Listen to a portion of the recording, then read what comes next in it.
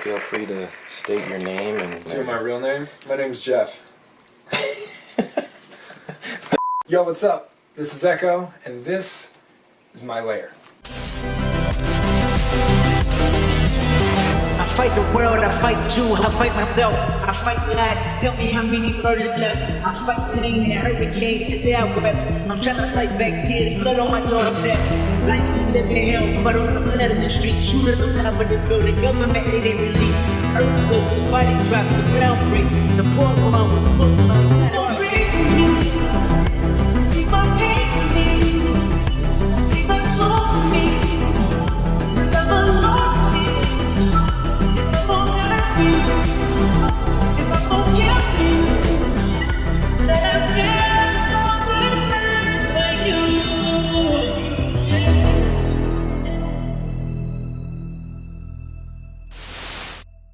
What's up? My name's EKOH. I'm from Las Vegas, Nevada. I was born in Arizona, but I've lived here for a long time, so I'm pretty much born and raised, homegrown Vegas kid. I'm a songwriter, I'm a hip-hop artist, social media, marketing. It's pretty much an entire package that you have to be. A lot of music sounds the same sonically nowadays. A lot of things can have a similar feel, but the content is what's always going to separate every artist. You know what I mean? So I like to think that my content, the things I talk about, the things I write about, and the way I connect with my listeners is different.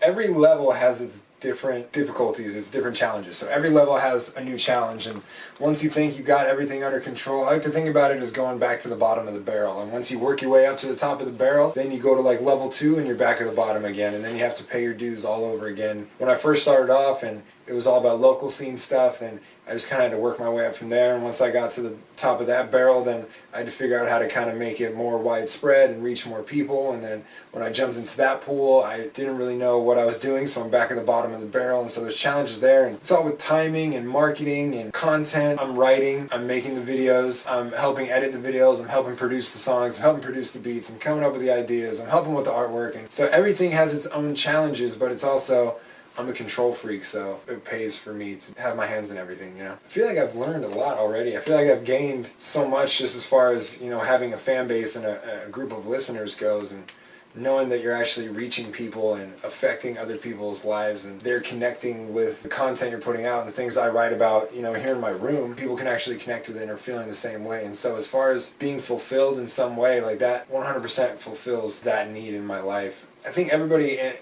wants to have a voice. Everybody needs a voice, and to know that you're being listened to and somebody hears your voice and that those feelings and thoughts are being validated at a big level is just a really cool thing. I started writing when I was 15. I would just write like poetry and stuff. I was like a super emo kid in high school, but I was also on a lot of drugs, so they kind of went hand in hand. That I was this like kind of loner emo kid, but also was really high all the time, and you know, battling with this growing drug addiction and all this kind of stuff. So I started writing just to kind of get my thoughts out. The name EKOH, I was trying to find a name, honestly, and the idea of an echo is sound traveling, and I wanted my sound to be able to travel, and so that just kind of connected. And then changed up the spelling because I grew up with Corn and Limp Bizkit back in the day, so I was like, I'm just going to change these letters around to make it different. That's basically where I started, and then I didn't even really start writing actual songs until I got sober. I went to rehab when I was 18. When I got out, I kept writing here and there, and was hanging out with a friend, and my brother was, you know, trying to do music at the same time, and he was making beats, and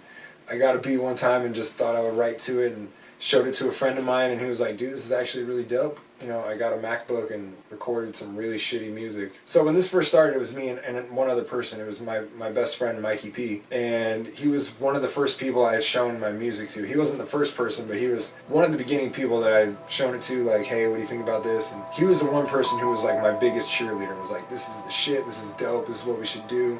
You know, it's what you should do, and he wanted to be a part of it, and I knew he had skills as far as production goes. I knew he had skills as far as live show stuff goes, so we kind of teamed it up and started doing this together. And our first big show, we were out selling tickets for the show all night, and he went to go sell the last ticket on his own.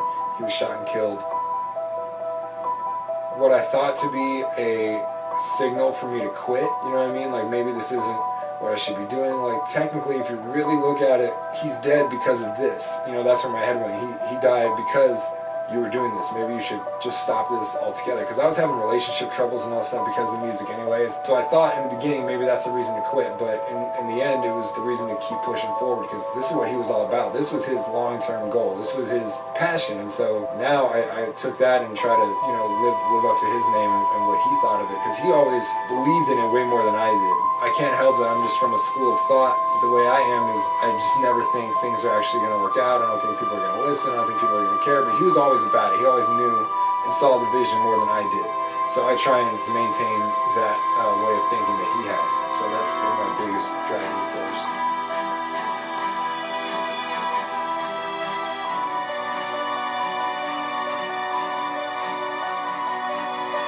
The name Echo, I was trying to find a name, honestly, and the idea of an echo is sound traveling, and I wanted my sound to be able to travel.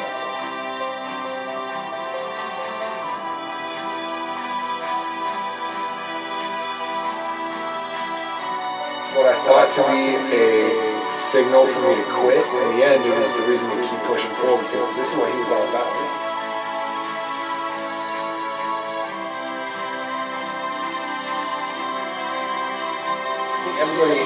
Everybody wants to have a voice. Everybody needs a voice, and to know that you're being listened to and somebody hears your voice and that those feelings and thoughts are being validated at a big level is just a really cool thing.